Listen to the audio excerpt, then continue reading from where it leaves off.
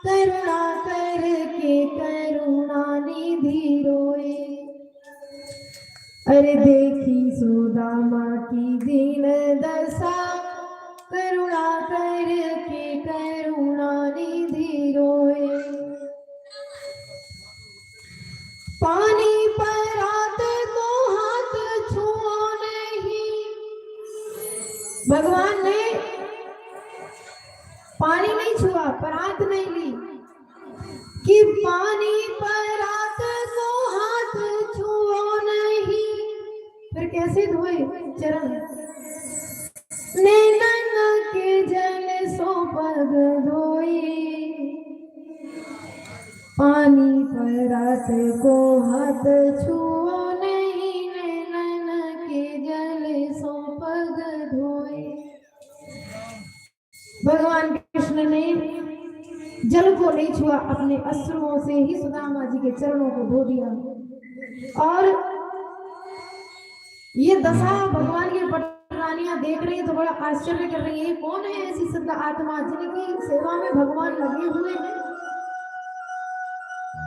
वो जल जिससे भगवान ने सुदामा जी के चरण धोए, पत्नियों से कहा जाओ इस जल को पूरे महल में छिड़क दो, इस जल को पूरे महल में छिड़क दो। क्यों? क्योंकि ये ब्राह्मण के चरणों का जल है। किसके चरणों का जल है? ब्राह्मण के चरणों का जल है। भगवान ने सुदामा जी के चरणों का जल अपने पूरे महल में छिड़कवाया और कहने लगे पत्नियों से कि आज मेरी द्वारिका पवित्र हुई है।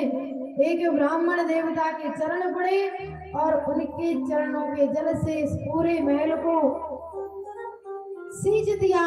कहने लगे आज मैं पवित्र हो गया और मेरा महल भी पवित्र हो गया।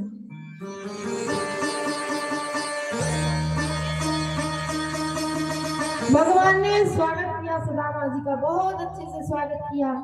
भगवान ने सुंदर वस्त्र दिए, पहनी सुदामा जी ने।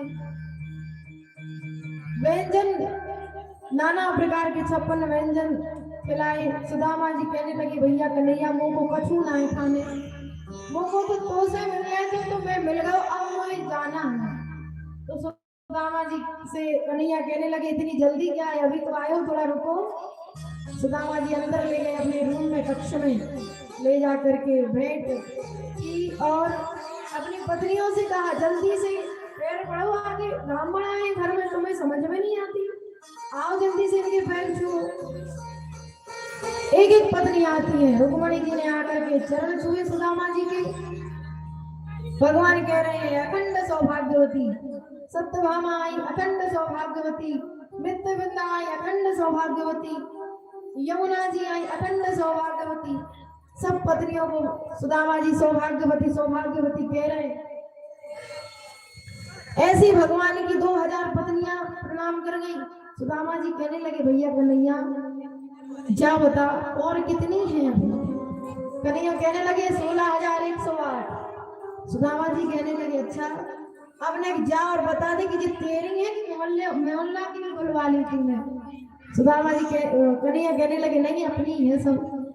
सुदामा जी कहने लगे जा बता भैया तेने इतने विवाह कब कर ली और मुंह को एक ही विवाह में ना बुलायो।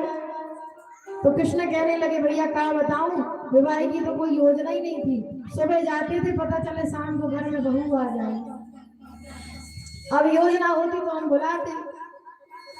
सुदामा जी ने सबको आशीर्वाद दिया। कहने लगे एक काम कर कन्हैया, अब तेरी इतनी सारी पत्नियां हैं, इनको आशीर्वाद देते देते मैं थक जाऊंगा। एक काम कर इन सब के बदल तू ही मुझे प्रणाम कर ले, मेरे चरण छूले तो मैं तुझे ही आशीर्वाद दे दूंगा। विचार करो त्रिभुवन का स्वामी जिससे विश्व है, जिसके अंडर में सारे देवता काम करते हैं, वो त्रिभुवन का स्वामी भगवान कृष्ण सुदामा जी के दोनों पैरों को अपने माथे से सर झुका करके प्रणाम करते हैं और वो कहते हैं प्रभु आशीर्वाद दो हमें।